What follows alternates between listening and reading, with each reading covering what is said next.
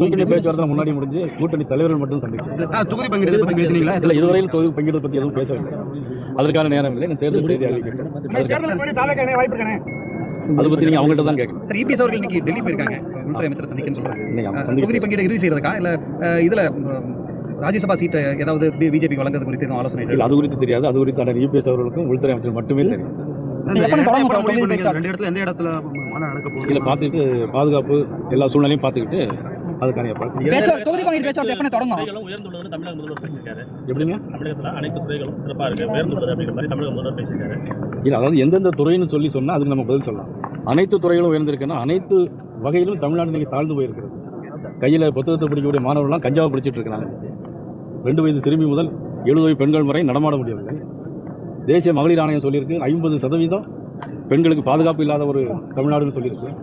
இந்தியாவிலே எல்லா மாநிலத்தை காட்டிலும் அதிகமாக சூசைடு பண்ணக்கூடிய மாநிலமாக இன்றைக்கி தமிழ்நாடு இருக்குது. அவ்வளோ மோசமான சூழ்நிலை இருக்குது. அவர்களுக்கு ஒரே ஆப்ஷன் துணை முதலமைச்சராக இருக்கக்கூடிய மதிப்புக்குரிய உதயநிதி ஸ்டாலின் அவர்களை முதலமைச்சராக வேண்டும் என்பதற்காகத்தான் இந்த தேர்தலை அவர்கள் சந்திக்க இருக்கிறார்கள். பணபலம், அதிகார பலம் அனைத்தையும் இன்றைக்கி எல்லா இடங்களிலும் அவர்கள் சேர்த்து குமித்து வைத்திருக்கிறார்கள். இருந்தாலும் மக்கள் பலம் தான் அதைவிட உயர்ந்தது என்பதை இந்த தேர்தல் நிரூபிக்கும்.